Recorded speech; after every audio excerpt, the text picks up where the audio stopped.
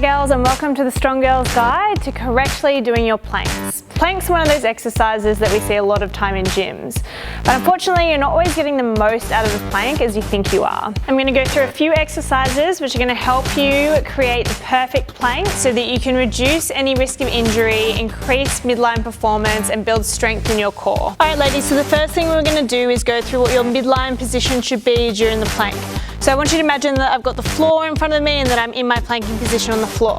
What we usually see is a slightly arch through the back, and what I want you to do is tuck that pelvis underneath, so you're going to squeeze your glutes to push your hips forward and then pull up through your belly button, pull your belly button up so that you tuck that pelvis underneath and posteriorly tilt it.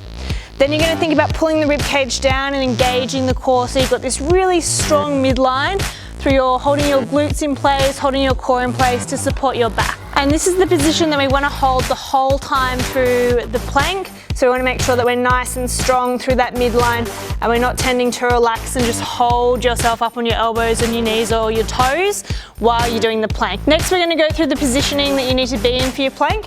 So you're going to come down onto your elbows, hands flat, and the shoulders are going to be over the elbows. From here, we're going to come out either to the toes or the knees. But you notice we're not going to have our back arch, we're going to tuck that pelvis underneath, we're going to hold everything nice and tight, squeeze your glutes, push your rib cage down and squeeze in. Once you've mastered that and you feel really comfortable there, then you can add more load by coming up onto your toes. Now there are a few positioning things that we want to think about. We want to keep a nice neutral neck when we're in the plank, so we don't want to be letting it hang down or keeping your head up. We want those toes together. And we also want to push the shoulder blades away from the ground through the elbow. So I don't want to see you sinking into the plank. Really try and hold yourself off the ground nice and strong. So we're not letting those shoulders sink down, we're pushing them away. We're squeezing those feet together nice and tight, imagining squeezing the legs together, squeezing the bum, posterior pelvic tilt, rib cage down, holding a neutral neck. Now you want to try and stay really, really tight in that plank position, so everything should be working quite hard, squeezing your legs together, squeezing your bum, pushing through the elbows and the shoulders to make sure everything's nice and tight.